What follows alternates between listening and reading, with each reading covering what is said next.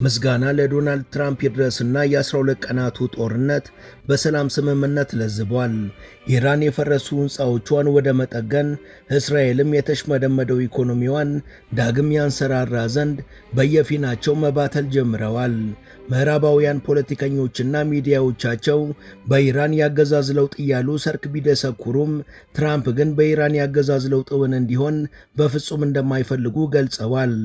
የአርቲ ኒውስ አወያዩ ሪኪ ሳንቼዝ በበኩሉ የምዕራቡ ዓለም ፖለቲከኞች ያገዛዝ ለውጥ የሚለውን ቃል እንደ ከረሜላ ነው የሚወዱት ብሏል። እስራኤል ካለፉት ዓመታት ወዲህ ለመጀመሪያ ጊዜ ኢኮኖሚዋ በ5% መቀነሱ ኔታንያሁን ማስጨነቅ ጀምሯል። ኢራንም ለውጭ ገበያ የምታቀርበው የነዳጅ መጠን በግማሽ ቀንሷል። የሁለቱ አገራት የ12 ቀናት ጦርነትም ከዚህ ባለፈ የዓለም ኢኮኖሚ ላይ ከባድ ግሽበት አስከትሏል።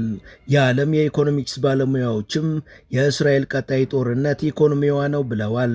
ካንዳሲ ኦዌንስ በበኩሏ ከስልጣን መነሳት ያለበት የኢራን መንግስት ሳይሆን የእስራኤል መንግስት ነው ብላለች።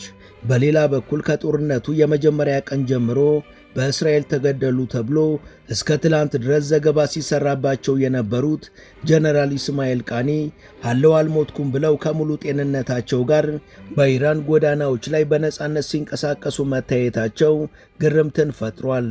ሂንዱስታን ታይምስ የተባለው የሚዲያ ተቋምም ይህ ክስተት ለኔታንያሁ መንግስት ትልቅ ውርደት ነው ብሏል።